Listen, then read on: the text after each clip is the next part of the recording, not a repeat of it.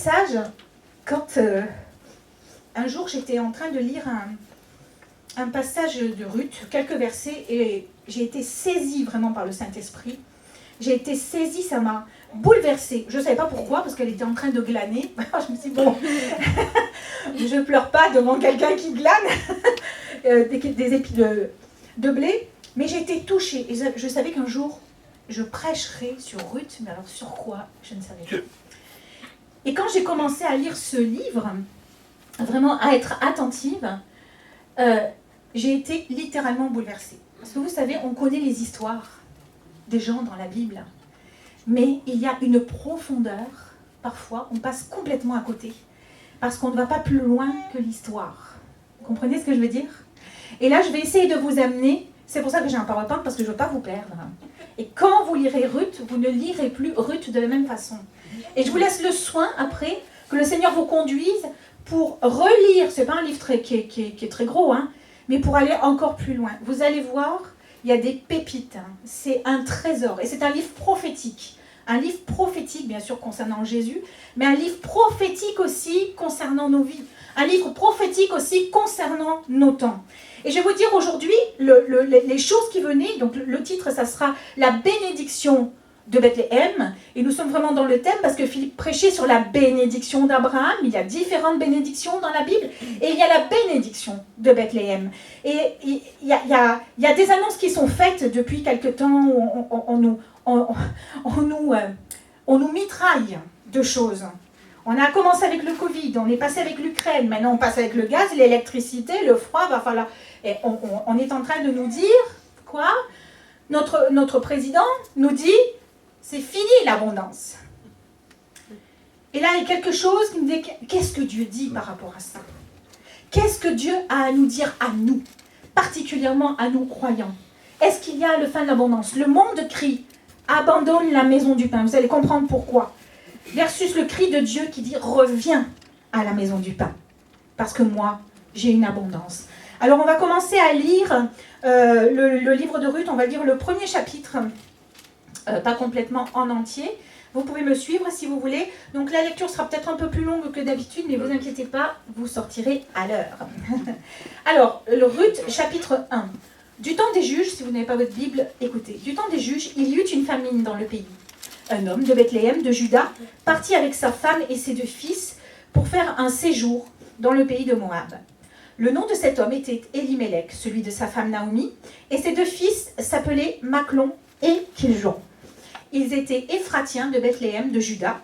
Arrivés au pays de Moab, ils y fixèrent leur demeure. Verset 3.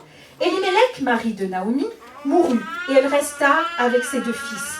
Ils prirent des femmes moabites, dont l'une se nommait Orpa, et l'autre Ruth. Et ils habitèrent là environ 10 ans. Machlon et Kiljon moururent aussi, tous les 2, et Naomi donc resta privée de ses 2 fils et de son mari. Puis elle se leva, elle et ses belles-filles, afin de quitter le pays de Moab, car elle apprit au pays de Moab que l'Éternel avait visité son peuple et lui avait donné du pain. Elle sortit du lieu qu'elle habitait, accompagnée de ses 2 belles-filles, et elle se mit en route pour retourner dans le pays de Juda. Donc là, elle va proposer à ses belles-filles, je fais court, hein, de retourner dans leur famille, pendant qu'elle va retourner à Bethléem. Alors là, ça va être des discussions entre les belles-filles, et elle leur dit, mais moi je n'ai rien à vous offrir, je n'ai rien à vous donner. Elle leur dit, retournez dans vos familles, là-bas vous serez en sécurité, je ne peux plus donc pourvoir à vos besoins. Alors il y en a une, Orpa, qui va retourner effectivement dans sa famille, et puis par contre Ruth va s'attacher à sa belle-mère et va rester avec elle. Et là, verset 15, Naomi dit à Ruth, « Voici, ta belle-sœur est retournée vers son peuple et vers ses dieux. Retourne comme ta belle-sœur. » Ruth répondit, « Ne me presse pas de te laisser, de retourner loin de toi. Où tu iras, j'irai. J'irai où tu demeureras, je demeurerai. Ton peuple sera mon peuple et ton Dieu sera mon Dieu. Où tu mourras, je mourrai et j'y serai enterré. Que l'Éternel me traite dans toute sa rigueur, si autre chose que la mort vient me séparer de toi. Naomi, la voyant décidée à aller avec elle, cessa d'insister auprès d'elle. Elles firent ensemble le voyage jusqu'à leur arrivée à Bethléem. Et lorsqu'elles entrèrent dans Bethléem, toute la ville fut émue à cause d'elles. Et les femmes disaient, « Est-ce là Naomi ?» Elle leur dit, « Ne m'appelez pas Naomi, appelez-moi Mara. Donc, car le Tout-Puissant m'a rempli d'amertume. J'étais dans l'abondance à mon départ, et l'Éternel me ramène les mains vides. Pourquoi m'appelleriez-vous Naomi, après que l'Éternel s'est prononcé contre moi et que le Tout-Puissant m'a affligé ?» Ainsi revinrent du pays de Moab Naomi et sa belle-fille, Ruth la Moabite, et elles arrivèrent à Bethléem au commencement de la moisson des orges. Et, pardon, excusez-moi, je vais m'arrêter là. La suite, vous la connaissez. Elles vont arriver à Bethléem. Ruth va aller travailler dans le champ de Boaz. Boaz, qui est un parent d'Elimelech. Et Boaz, c'est quelqu'un qui avait de l'argent, qui était aisé, qui était quelqu'un d'important à Bethléem. Alors, c'était important de lire pour qu'on puisse vraiment poser les bases. Parce que comme je vous dis, si on lit la Bible juste comme ça, on peut alors passer à côté de l'explication profonde du texte. Le récit que nous venons de lire se passe donc au temps des juges. La Bible nous dit que c'était une période où chacun faisait comme bon lui semblait. Une famine va frapper le pays d'Israël et va pousser un homme, Elimelech, on nous dit Éphratien de Bethléem, vous allez voir sa signification, à partir, à quitter en fait son pays pour aller vers Moab, pour échapper à cette calamité. Il emmène avec lui sa femme, Naomi, et il a déjà deux fils, Machlon et Kiljon. Elimelech va mourir, laissant Naomi seule avec ses fils. Tous vont prendre donc des femmes moabites, Ruth et Orpa, mais voilà qu'il y a une nouvelle tragédie. Encore une. Les deux hommes, les deux frères vont mourir. Ils meurent à leur tour sans laisser de descendance. Et je me dis, mais qu'est-ce qu'il se passe dans cette famille? Qu'est-ce qu'il se passe dans cette famille? C'est quand même étrange. Et si le texte nous parle d'une famine naturelle, un manque de nourriture, lorsque nous nous penchons de plus près sur les termes hébreux, nous avons tôt fait de voir qu'il y a également une famine spirituelle profonde. Il y a une crise qui frappe cette famille, mais qui va révéler quelque chose qui est bien enfoui. Quelque chose qui ne nous est pas forcément dit, mais on le voit dans le texte, si on fait les jonctions, c'est incroyable. Et nous allons voir que l'attitude d'Elimelech et la décision qu'il va prendre de quitter son pays vont avoir des conséquences désastreuses et vont contaminer la famille tout entière. La décision d'un seul homme face à ce qu'il vit va engendrer des conséquences pour toute une famille. Et alors, Elimelech, c'était un dignitaire. Il faut savoir que c'était quelqu'un qui avait de la prestance. Les commentaires nous disent que c'est quelqu'un qui avait de l'argent, qui était pourvu, qui avait donc une dignité, mais il aurait dû montrer l'exemple en tant que dignitaire. Il aurait dû donc, dans cette situation, se confier en Dieu et ne pas prendre la décision de partir. Alors peut-être qu'il a eu peur. On peut tous avoir peur dans des situations comme ça, quand on voit des catastrophes arriver. On peut avoir peur. Peut-être qu'il s'est dit, je vais protéger ma famille, les mettre à l'abri du besoin pour un certain temps, et puis on reviendra. Mais Elimelech, en fait, s'il partait pour un temps, va finir par s'installer à Moab. Et ça aussi, c'est son pesant d'or. Il va établir sa demeure au pays de Moab. Et ce qui aurait dû être une solution temporaire, on va voir, va devenir quelque chose qui va perdurer, mais ça va être une solution qui va faire empirer la situation de la famille. La situation va empirer, elle va devenir catastrophique. Et voici la déclaration de Naomi. C'est Naomi qui le dit. Je ne l'invente pas. Naomi, au chapitre 1, verset 21, elle dit, écoutez bien, hein, tous les termes sont importants. Ne m'appelez pas, vous voyez, j'ai oublié déjà de mettre mon... Je suis désolée, hein, il va falloir que je m'habitue. Non, ça ne fonctionne pas. Tu le pointes vers le verset, non Sandrine, peut-être que tu le pointes vers le... Non. Vous voyez la technique Ah oui, c'était pas bon. Oh, ça va heureusement que je suis pas blonde. Hop, voilà. Ne m'appelez pas Naomi, appelez-moi Mara. Écoutez bien ce qu'elle dit, c'est très très fort. car le Tout-Puissant m'a rempli d'amertume. J'étais dans l'abondance à mon départ. L'Éternel me ramène les mains vides. Pourquoi m'appelleriez-vous Naomi, après que l'Éternel s'est prononcé contre moi et que le Tout-Puissant m'a affligée? Lorsque Naomi dit « j'étais dans l'abondance », en hébreu, ça veut dire « j'étais comblée ». Lorsqu'elle était à Bethléem, elle était comblée, elle était remplie, elle était dans la plénitude. Et là, elle revient les mains vides.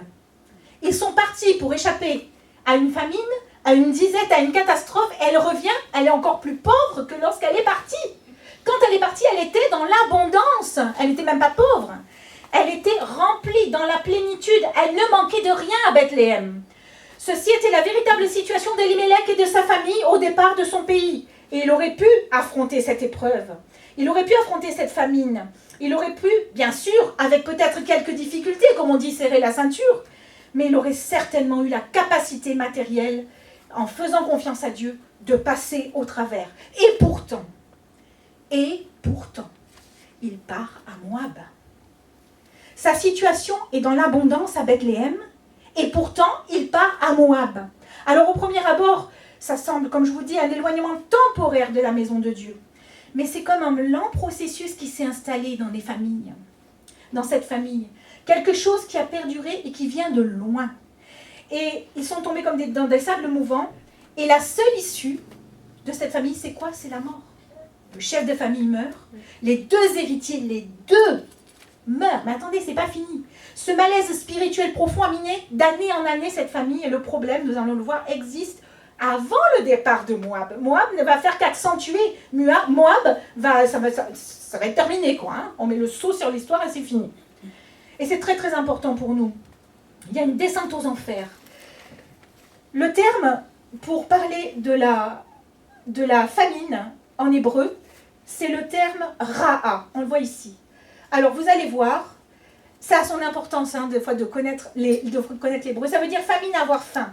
Les deux premières lettres ici, qui composent le mot ra'a, ici, ça veut dire, si on décompose le mot, mauvais ou mal.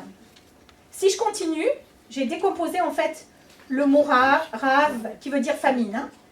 Les deux premières lettres, si on les prend, ça veut dire mauvais ou mal. L'autre lettre ici, le bet, qu'on appelle le bet, veut dire dans, à l'intérieur. C'est aussi le symbole de la maison. Qu'est-ce que ça veut dire? Si on décompose donc ce mot, on a mal à l'intérieur de la maison. Chez Elimelech et Naomi, il y a un mal à l'intérieur de leur maison. Il y a un mal à l'intérieur de leur cœur. On pourrait vraiment comprendre ceci dans cette perspective. Et je vais continuer. Vous allez comprendre pourquoi. Je poursuis. Il y a quelque chose de surprenant également. Ce sont les noms qu'ils vont donner. Donc Elimelech et Naomi vont donner des noms à leurs fils, vous allez voir, mais leur nom à eux. Écoutez bien. Elimelech, ça signifie l'Éternel est mon roi. Naomi, vous le savez certainement, douceur, grâce, ou ma douceur. Naomi, c'est ça. Ma douceur. Et avec des noms pareils, excusez-moi, quel nom allez-vous donner à vos fils? Je ne sais pas, le magnifique, le majestueux, l'éternel mentant, l'éternel pourvoira. D'accord? Non. Ils vont donner des noms absolument pas porteurs de bénédiction à leurs enfants. Mais ça, vous ne le savez pas quand vous lisez la Bible. Et surtout quand on sait qu'en hébreu, le nom est important. Le nom en hébreu est considéré que quand on donne un nom à quelqu'un, ça signifie, ça représente le rôle qu'il joue, écoutez bien, dans l'univers. C'est même pas dans son quartier. C'est le rôle qu'il joue dans l'univers. Ils voient plus loin, hein, les Hébreux. Hein. Donc, quand quelqu'un porte un nom, ça veut dire quelque chose. C'est pas pour rien. Ils jouent un rôle presque dans l'univers. Et donc, ils appellent leurs enfants, le premier, Maclon, qui veut dire, c'est le fils aîné, maladif.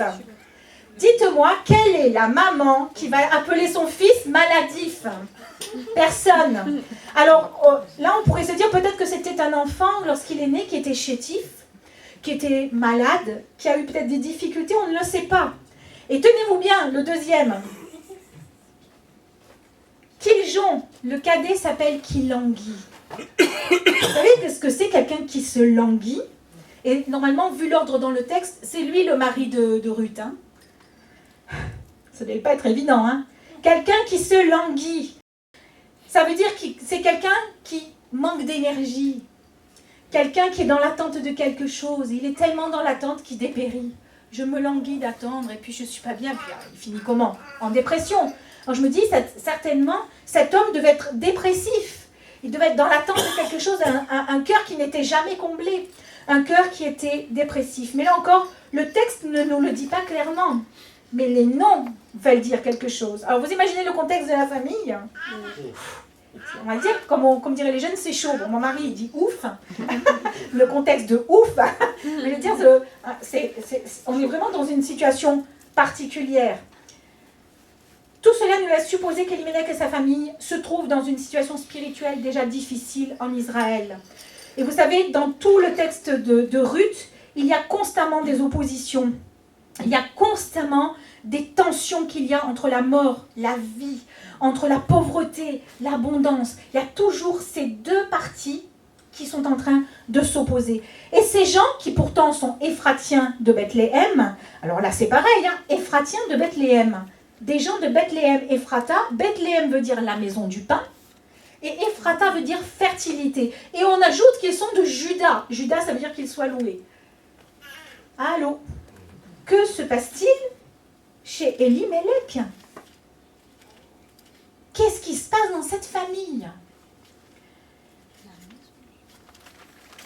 Maison du pain pour Bethléem, Ephrata, fertilité. Et Juda, je ne l'ai pas mis, mais c'est qu'il soit loué. Et malgré cela, nous nous apercevons qu'ils font face à un problème spirituel non réglé qui va mener où? À la mort. Cette famille pour laquelle tout est réuni pour la bénédiction. Tout est réuni pour la bénédiction. Ils sont là où il faut, dans le lieu où il faut, avec les noms qu'il faut, avec dans une classe sociale de nantis. Et pourtant, il y a un mal qui ronge. Il y a un mal à l'intérieur de la maison. Il y a quelque chose de mauvais qui va entraîner un départ de Bethléem vers Moab et jusqu'à la mort. Il y a une malédiction. Et dans ces circonstances-là, Elimelech choisit de partir à Moab. Il quitte le lieu de la bénédiction pour le lieu de la malédiction. Vous allez comprendre, on va loin là dans le texte. On va aller très loin. Et là, tout va basculer. La Bible est un code. Ne prenez jamais la Bible quand vous la lisez. Il y a différents niveaux de lecture. Mais ce que je vous dis, je ne l'invente pas. On va dans le texte hébreu là. On va dans les choses. La Bible, c'est un code. C'est pas juste des histoires de telle personne, telle personne, telle personne, et puis ils ont bien fait, ils ont mal fait. Non, non, non, non. C'est un code qui veut dire beaucoup plus. Tout est prophétique dans la parole de Dieu. Tout a une signification. Et elle nous communique en fait des principes. Et c'est pas le roman d'Elimelech qui va faire son road trip à Moab. C'est pas ça du tout là. Ça va beaucoup plus loin. Mais que signifie pour nous aujourd'hui, on va le voir en 2022, la maison du pain et Moab? Comment est-ce que ce texte peut nous parler des centaines et des centaines et des centaines d'années après? Et pourquoi Bethléem serait-il le lieu de la bénédiction et Moab celui de la malédiction? La maison du pain, Bethléem, symbolise le lieu où réside la présence du Père, celui qui pourvoit à nos besoins. Dieu, on l'appelle aussi El Shaddai. El Shaddai, c'est Shad qui a des mamelles pour allaiter, pour donner à manger à son peuple. D'accord? On dit le Très-Haut, mais c'est vraiment ça. Donc celui qui pourvoit, qui donne à manger. La maison du pain, c'est le lieu du secret de notre intimité avec lui. Le lieu de la prière, c'est le lieu de l'enseignement. C'est le lieu de la méditation de sa parole qui nous nourrit. La parole nous nourrit. J'ai une autre nourriture, Jésus dira. J'ai une autre nourriture, Bethléem. Le lieu où on apprend à connaître le cœur du Père révélé par le Fils. Ce Fils qui nous est né justement où? À Bethléem. Jésus est né à Bethléem. Et c'est pour cela qu'il est le lieu de la bénédiction et du salut. Mais c'est peut-être aussi l'Église, où nous recevons la nourriture de la parole, la communion fraternelle, la présence de son amour. Dieu se plaît parmi son peuple et se manifeste parmi son peuple. C'est le lieu où quelque chose de nouveau peut naître et redonner la vie. C'est ça Bethléem.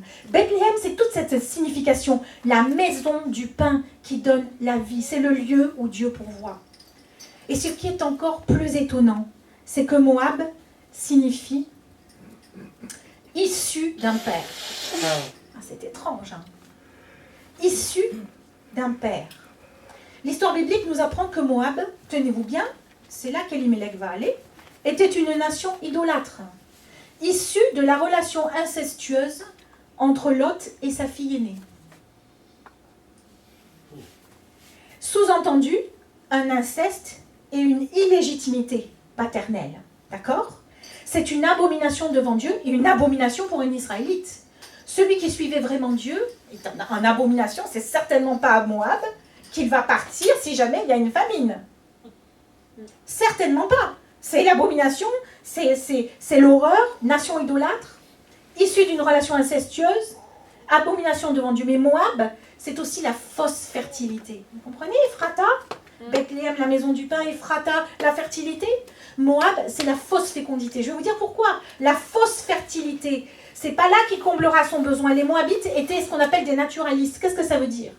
Leur dieu Kémosh s'était marié avec Ashéra, qui était en fait la mère terre. Aujourd'hui, on dirait Gaïa, hein, dans le langage moderne peut-être. Et elle maintenait la fertilité du sol, d'où les famines, le blé, les cultures. Vous comprenez ce que je veux dire ? Et ce peuple avait des pratiques abominables. Il n'y a pas des petites oreilles là, ça va ? Ok. Ils avaient des pratiques abominables et dans leur temple, les femmes, elles se vouaient à des choses débridées, à une prostitution spirituelle pour amener justement la fécondité de la terre et stimuler la fertilité du sol. On en est là, quoi. Hein. Et puis ça se faisait devant tout le monde, quoi. Hein. Les temples étaient ouverts, et vas-y, devant les étrangers. On est dans l'abomination la plus totale. On fait n'importe quoi. Et en plus, ils adoraient des dieux en même temps. Elimelech, en s'installant dans le pays de Moab, écoutez-moi, confie son destin dans les mains d'une divinité. Il quitte ce qu'il croit être un milieu de disette, parce que vous allez voir, il aurait pu le régler, hein, pour aller dans un milieu de dépravation la plus totale, où le péché, on y va gaiement, il y a des faux dieux, où il y a toutes ces choses, l'inceste, paternité illégitime, idolâtrie, font que Moab, c'est un lieu de malédiction. Et c'est là que s'est rendu Elimelech. Est-ce que vous comprenez la descente aux enfers ?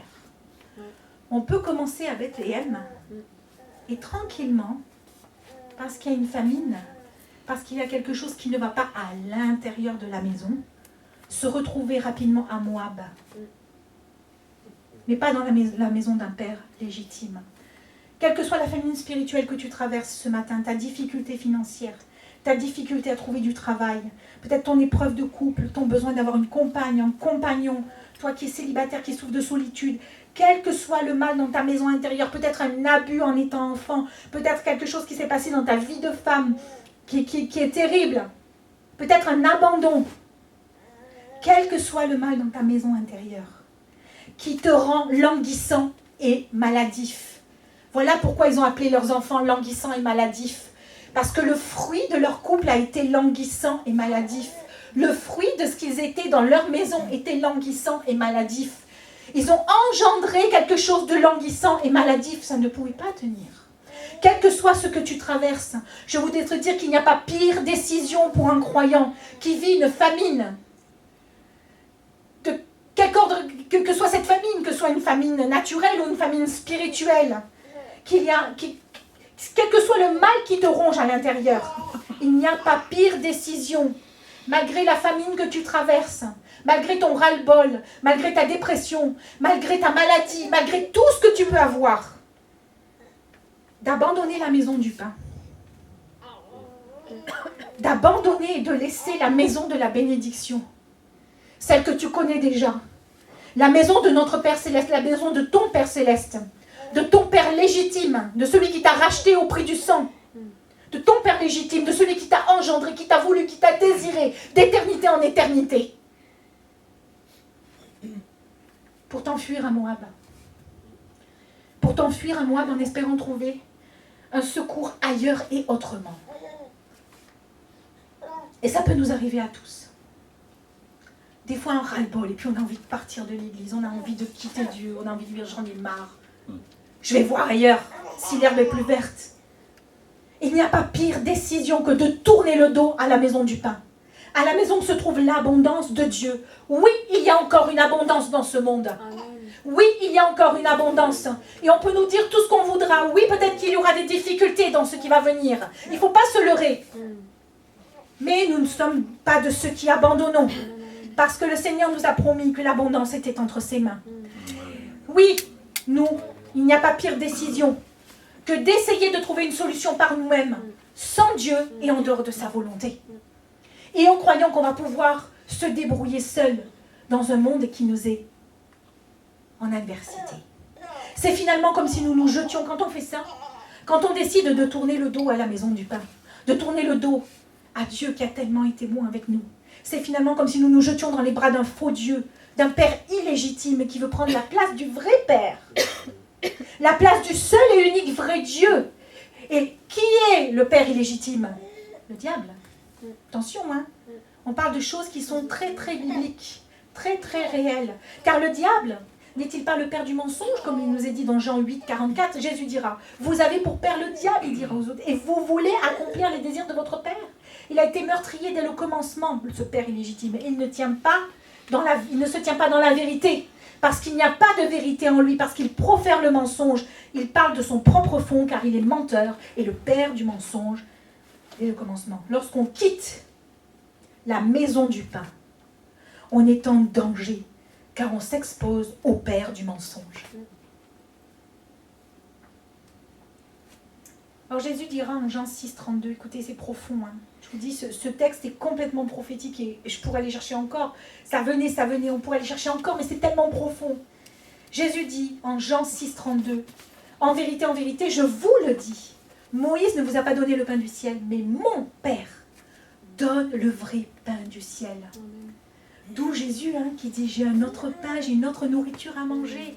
Je suis le pain du ciel. Mais c'est incroyable, si on s'arrête là et qu'on médite, on médite en pensant à la gloire là qui nous est... Excusez-moi, mais ça c'est la gloire de Dieu qui nous parle. C'est des choses puissantes qui viennent du ciel, c'est ça, c'est le programme de Dieu pour nous. Moab est un leurre. Moab est un mensonge. Il va te prendre comment? Comme un père. Un père gentiment. Mais c'est un père illégitime. C'est un père qui n'a pas sa place. Si tu restes à Moab, tu mourras. Mais si tu reviens à Bethléem, la maison du pain, tu vivras. Quitte ce lieu de mort. Choisis la vie, c'est un commandement de Dieu, là encore, dans le Deutéronome 30, 19. J'ai mis devant toi la vie et la mort, la bénédiction et la malédiction. Choisis la vie, afin que tu vives, toi et ta postérité. Allô, Elimelech, roi, Dieu est mon roi. Où as-tu mis ce commandement? Choisis la vie. Il est allé à Moab. Il s'est trompé de chemin. Il a inversé les valeurs. Il a inversé les commandements. Et c'est exactement ce qu'ont fait Ruth et Naomi. Elles vont choisir le chemin de la vie. Qu'est-ce qu'elles vont faire? Là, Naomi, elle fait le constat. Je suis venue. J'étais dans l'abondance. Alors que je suis partie, j'étais dans l'abondance. Je suis arrivée. Elle est certainement arrivée avec des biens. Elle dit, je repars, j'ai les mains vides. Mais elle a les mains plus que vides. Elle n'a même ni son mari ni ses enfants. C'est plus que vide. Oh Seigneur, c'est exactement donc ce qu'elles vont faire, Ruth et Naomi. Elles vont faire un constat. Et elles vont repartir. Enfin, Ruth va partir. Mais Naomi va retourner. Elles vont repartir. Et là, je veux m'attacher, je vous le dis, à l'enseignement de ces deux femmes. Ça, c'était tout le contexte dans lequel elles étaient. C'est profond, ce qui se passe là. Il y a une détresse extrême. Pourquoi Naomi a dit Mara, appelez-moi amertume? Elle a tout perdu, cette femme. Elle a tout perdu. Elle n'a même pas un petit-fils ou une petite-fille pour sortir. Elle a tout perdu. Excusez-moi.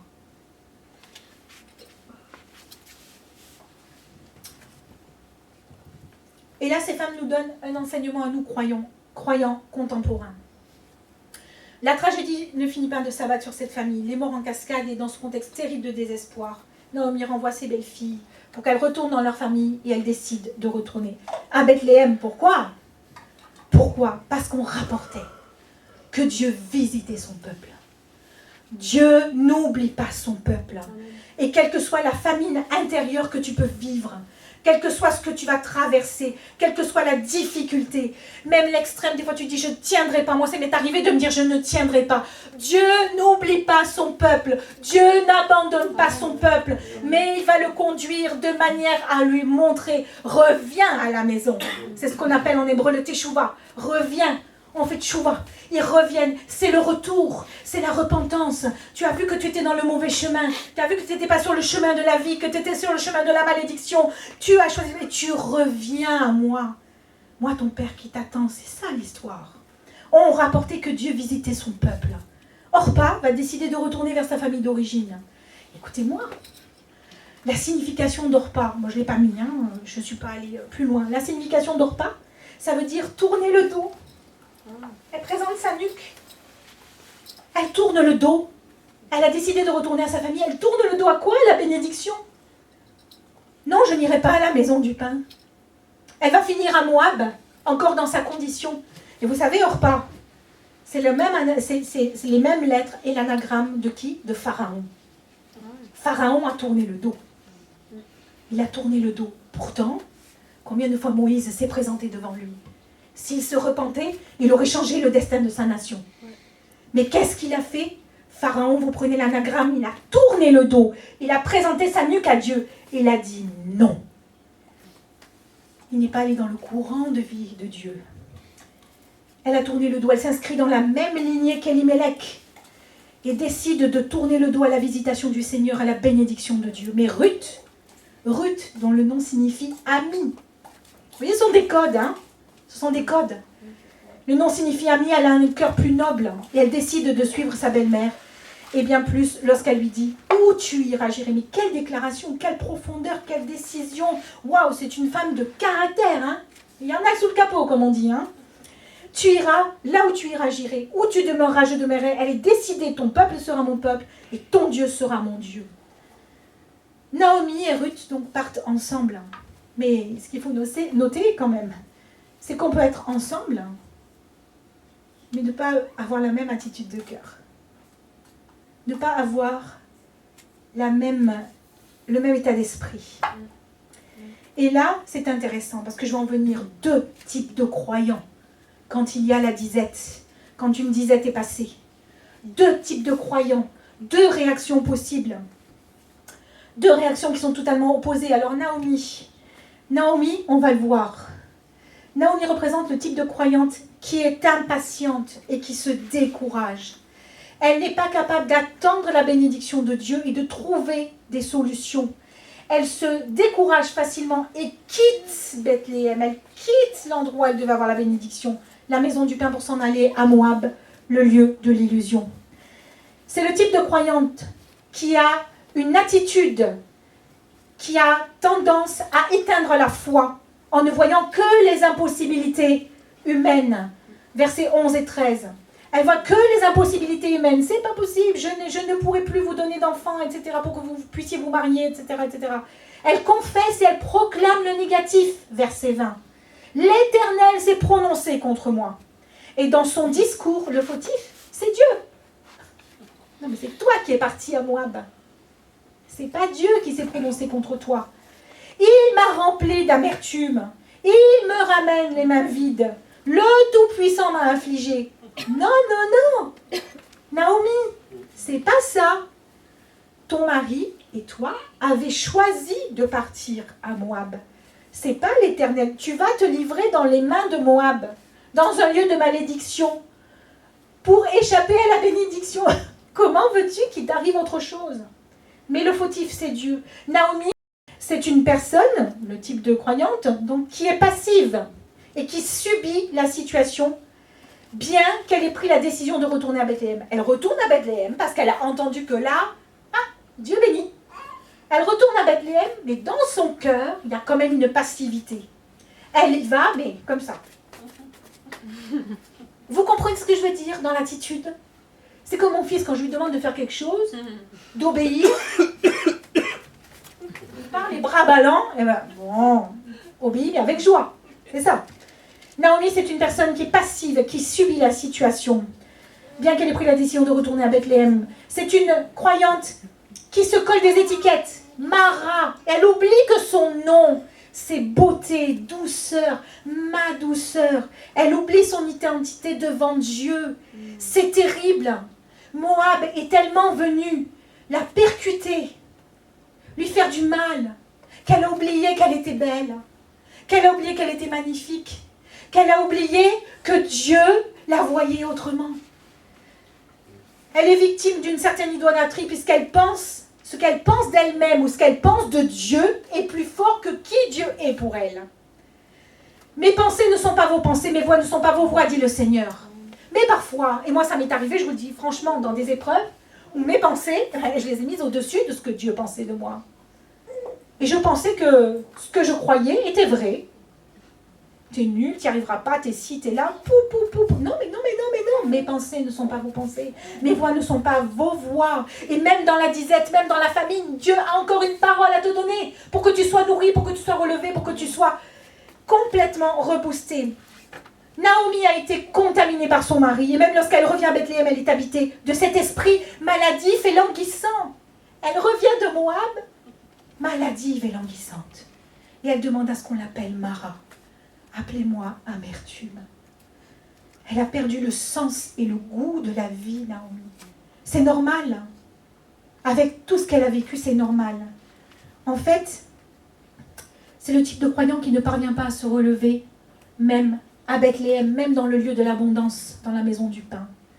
Elle retourne parce que c'est la seule possibilité qui s'offre à elle. C'est le type de croyant qui, même dans la maison où il y a l'abondance, ne relève ou ne retient que l'aspect négatif des choses.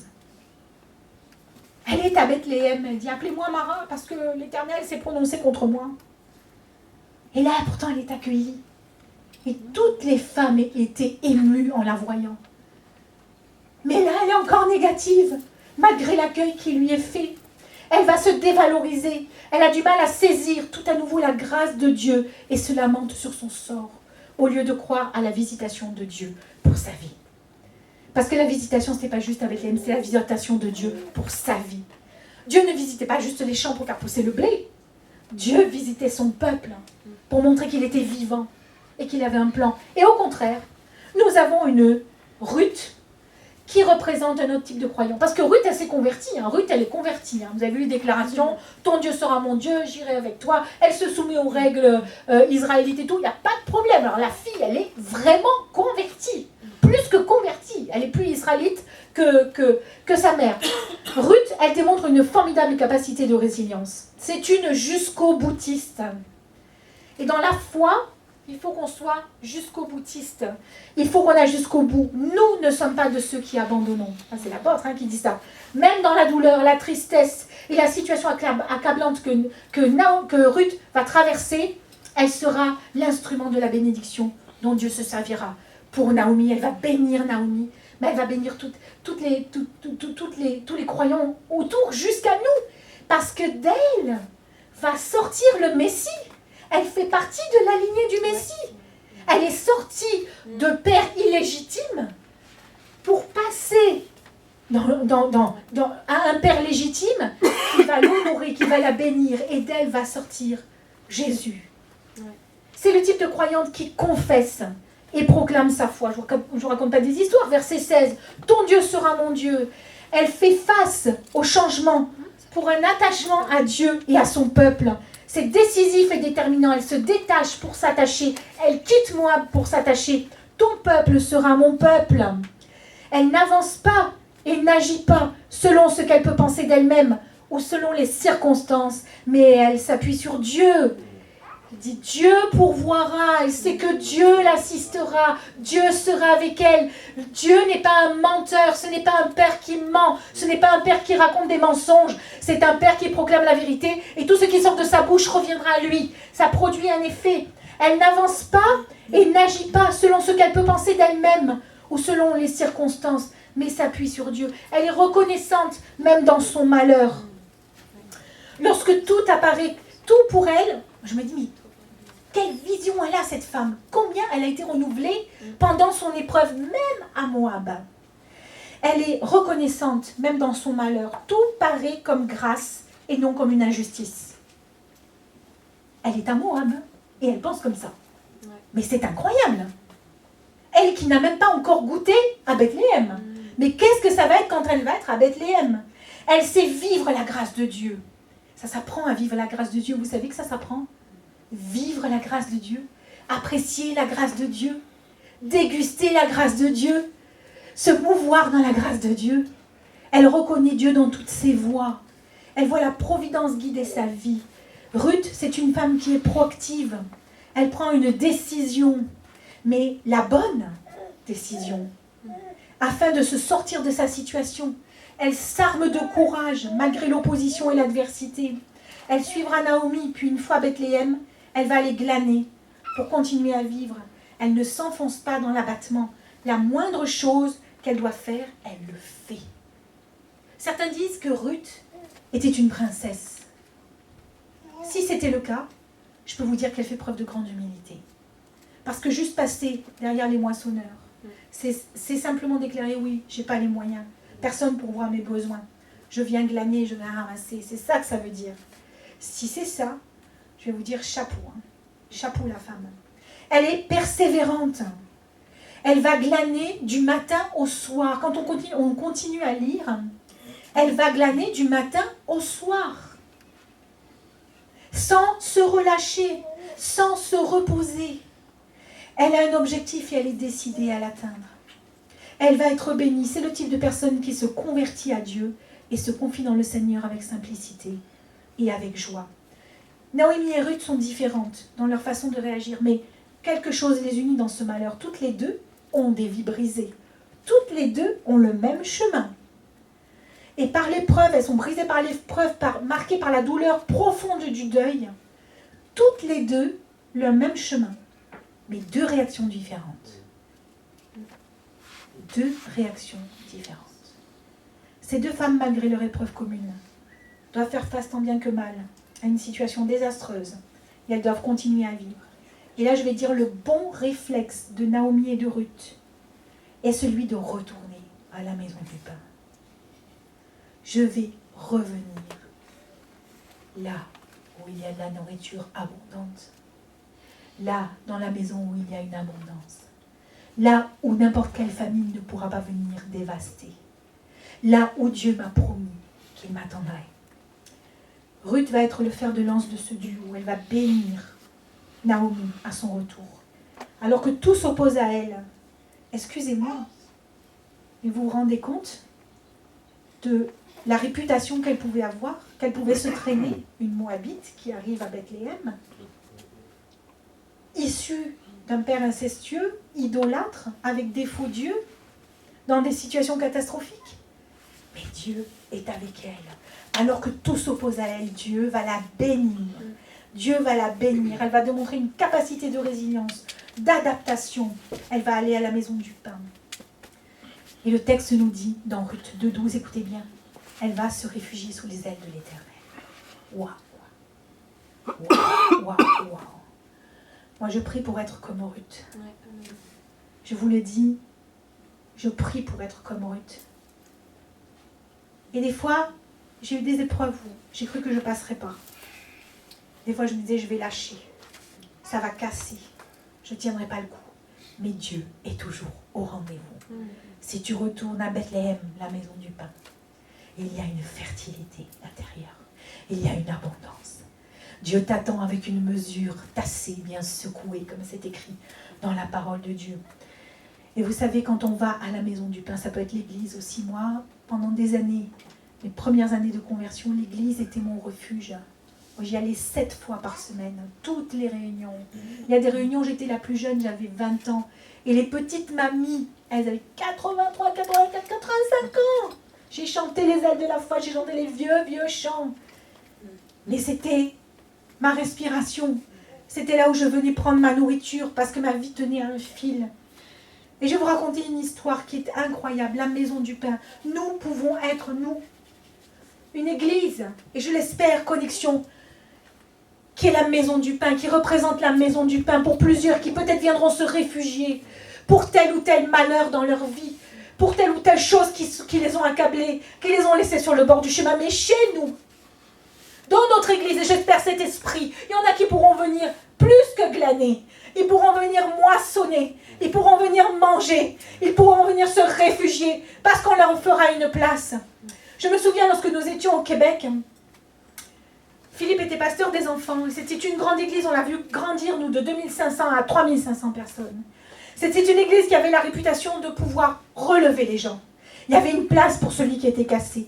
Il y avait une place pour celle qui était brisée. Il y avait une place pour celui et celle qui avait été abandonné. Il y a une place pour celui qui n'est pas accepté ailleurs. Il y a un Bethléem quelque part. Ils ne sont pas obligés d'aller au Moab en croyant à recevoir des illusions et quelque chose qui va faire croire à une certaine fertilité mais qui n'amène pas. Et là, dans cette église, alors que nous servions Philippe un jour, et on a eu ce témoignage après. On ne l'a pas su, je vais vous le lire. Il y avait 2 pasteurs, donc Philippe et au niveau des enfants, et pasteur Jacqueline. Et là, il y a une dame qui envoie un message de témoignage puissant à pasteur Jacqueline, mais puissant. Des fois, dans les petites choses, on croit que... Vous savez, glaner, c'est ramasser quelques épis. On a l'impression qu'on fait des fois des petites choses. Mais on ne voit pas derrière le champ qu'il y a. On ne voit pas derrière l'abondance qu'il y a. Et comment Dieu va amener, au travers de peut-être de ce que nous faisons, on croit peut-être glaner, on croit peut-être amener des petites choses, mais multiplier et multiplier et multiplier. Parce que quand un grain de blé meurt, il en donne combien? 100, 300, 30, 60. Et là, cette femme, voici ce qu'elle met. Les gens vont avoir du mal, de la peine et de la misère à me croire. Mais c'est Cookie qui l'a sortie du trou. Et là, elle parle de sa petite fille. Cette femme avait été abandonnée par son mari avec sa fille. Et la petite, elle devait avoir peut-être 6 ans, 7 ans, 8 ans, quelque chose comme ça, pas plus que 7 ans. Elle a été abandonnée par son mari est parti avec une autre femme. À partir de là, la petite s'est fermée. Elle ne parlait plus. Mais elle ne parlait plus. Il n'y avait pas un son qui sortait de sa bouche. Et là, elle dit, les gens vont avoir de la peine et de la misère à me croire. Mais c'est Cookie. Le chien, Philippe, avait fait un petit spectacle. Le matin, avait fait une leçon. C'est Cookie qui l'a sortie du trou. Elle a commencé à m'en parler quand elle sortait de l'église. Et c'est à l'église qu'elle a commencé à rire. Un dimanche, à l'église, elle m'a raconté sa journée. Les nouvelles amies qu'elle s'était fait. Et je me suis dit, ma fille va être correcte. Je ne sais pas si vous imaginez le cœur d'une maman. Moi, ça me... Je me suis dit, ma fille va être correcte. Et son professeur, qui a vu la différence, a demandé si le ventriloque pouvait venir à l'école. Et si on pouvait référer des enfants à l'église. Quel témoignage! Dites merci à pasteur Philippe et pasteur Jacqueline. Elle a envoyé un message à pasteur Claude Houd. Bethléem. Que celui qui vient ici, que celui qui vient à Connexion, sache qu'il y a un Bethléem ici. Il y a encore une parole de Dieu pour une abondance intérieure. Je ne vous parle pas d'évangile de prospérité. Je vous parle d'une parole que Dieu va juste déposer, une parole qui est véritable, une parole qui nourrit. J'ai une autre nourriture qui vient d'en haut. Et quelles que soient les choses qui vont venir, les difficultés, les coupures de ci, les famines de ça, les mains, nous avons une abondance à Bethléem du Seigneur. Il y a un appel de Dieu à venir ou à revenir à Bethléem, à la maison du pain, en s'y présentant avec un cœur brisé, un cœur contrit. Le Seigneur permet l'épreuve dans nos vies, parfois pour ôter le mal dans la maison. Ôter le mal dans la maison. Ôter ce qui est mauvais à l'intérieur de nous. Nous émonder, nous amener plus près de lui, plus loin, à un autre niveau. Il permet la famine. Écoutez bien, pour une meilleure abondance. Il permet la famine pour une plus grande bénédiction et permet le brisement pour une plus grande fertilité intérieure. L'abondance intérieure passe par un brisement. Est-ce que j'ai été brisée? Oui, j'ai été brisée. Oui, j'ai été brisée. Je ne pourrais pas dire quelque chose si je ne l'avais pas été. Est-ce que mon mari l'a été? Oui, il l'a été. Est-ce que nous l'avons été? Oui, nous l'avons été. Est-ce que nous avons été une famille brisée? Oui, nous avons été une famille brisée. Mais il y a une maison du pain. Bethléem, c'est la maison du pain. On ne peut venir ou revenir à Bethléem sans avoir un esprit brisé devant le Seigneur. Pardon, Seigneur. Pardon, je reviens vers toi. Et c'est uniquement à cette condition que nous pouvons récolter du fruit. Si le grain de blé ne meurt, s'il n'est pas brisé, il ne peut porter du fruit. Mais s'il est brisé, alors il portera plusieurs grains et donnera du pain.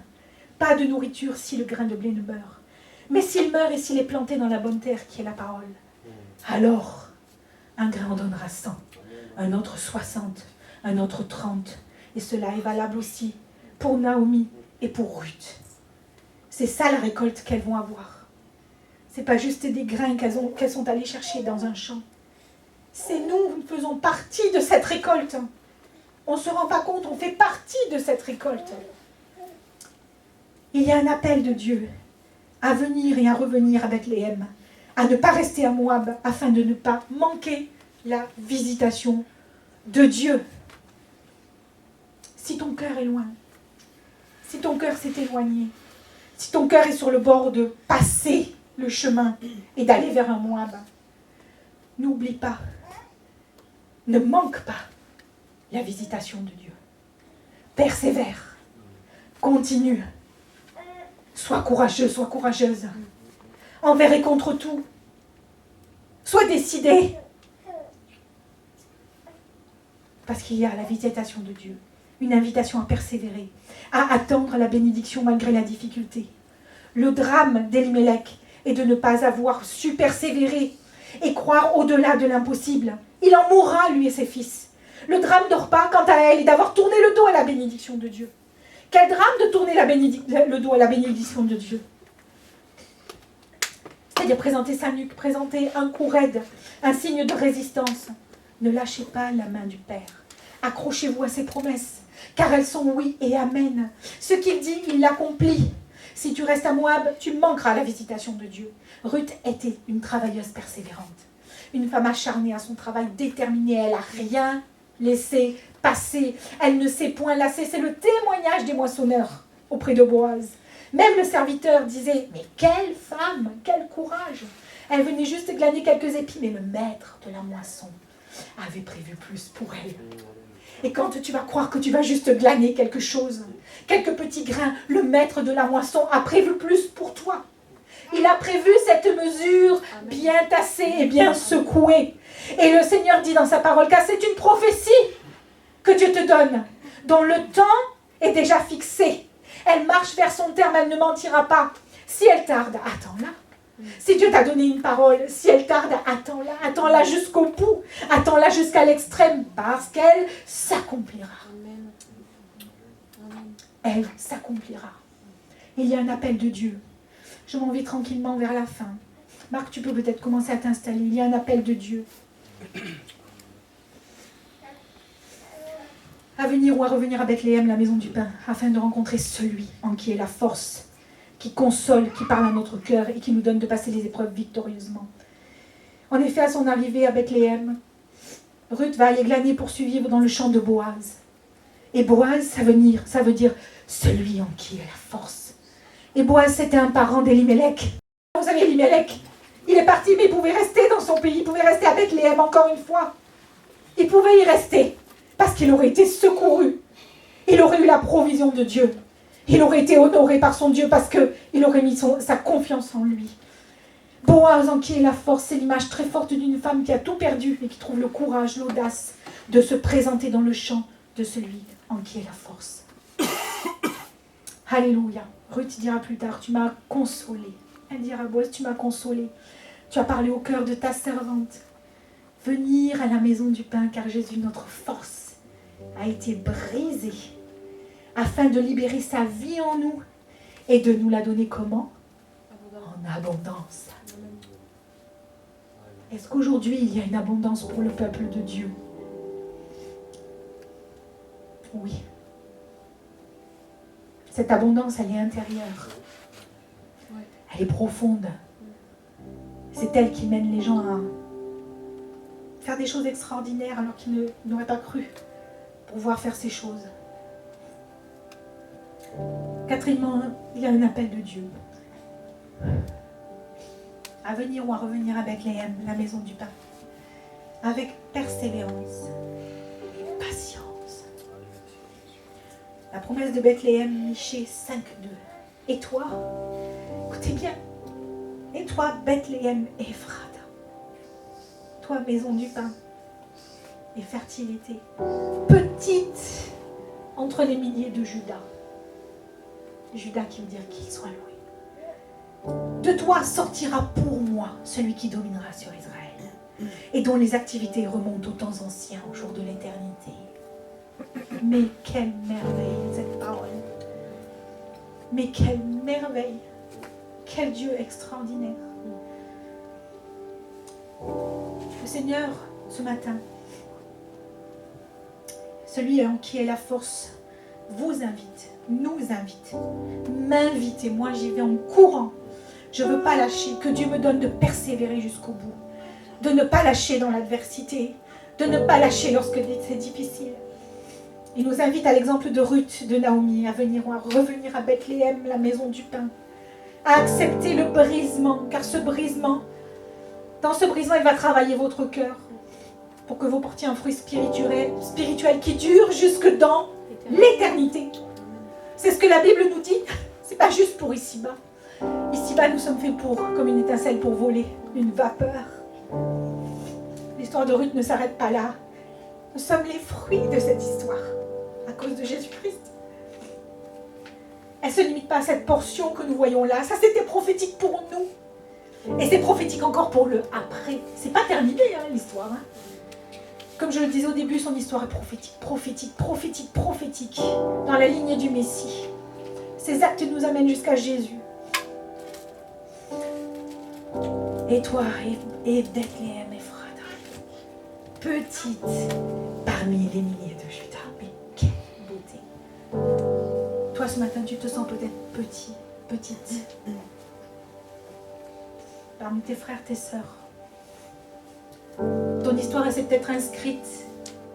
On a tous des fois des choses secrètes qui sont là, qui ont fait notre histoire, qui nous ont brisés, qui nous ont cassés, qui nous ont empêchés. On s'est retrouvés à Moab. Et on n'osait même pas penser qu'il y avait une maison du pain pour nous. Mais de toi, Bethléem Ephrata, petite entre milieu de Judas, de toi sortira quelque chose. Jésus vit en vous. Quand on est enfant de Dieu, Jésus vit en nous. De toi sortira le roi. Portons Jésus en nous. Je ne sais même pas si vous rentrez dans la compréhension de ce que Jésus est et fait en nous. La profondeur de ces choses. De toi sortira pour moi celui qui dominera. Que notre témoignage montre cette abondance de la maison du pain. Que notre témoignage montre celui qui domine, celui qui est le roi des rois, le Seigneur des seigneurs, celui qui est merveilleux. Toi qui te sens insignifiante. Et on se disait, mais y a-t-il quelque chose de bon qui peut sortir de Bethléem? C'est ce qu'ils se disaient quand ils voyaient Jésus. Est-ce qu'il y a quelque chose de bon? Ah oui, un fruit éternel, un fruit extraordinaire. Il nous est donné. Il nous est donné. Il va nourrir tout un peuple, ce grain de blé qui va tomber. Et il va nourrir tout un peuple, celui qui se réfugie sous les ailes de l'Éternel. Il a cette promesse de la vie, de l'abondance. Un lieu où tu deviens fécond. Un lieu où ta vie intérieure va être transformée. Où tu vas atteindre des sommets, les sommets avec lui, intérieurement. Je ne parle pas de réussite sociale et de choses qui sont clinquantes de bling-bling. Je ne parle pas d'un évangile bling-bling. Je parle d'une puissance intérieure qui est celle de Jésus. Il y a un lieu où tu deviens fécond. Il y a un lieu où tu deviens féconde. Il y a un lieu où dans ta famille intérieure, toi qui vis le mal, toi qui vis une petitesse, il y a une abondance qui vient. L'abondance de Dieu pour toi n'est pas terminée.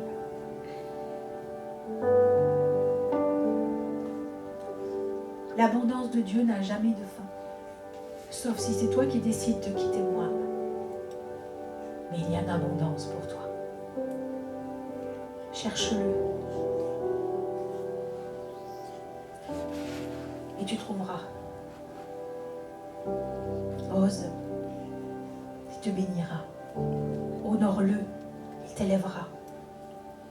N'aie pas peur. Il te remplira de paix, d'amour, de joie, de calme, de sérénité. Alléluia.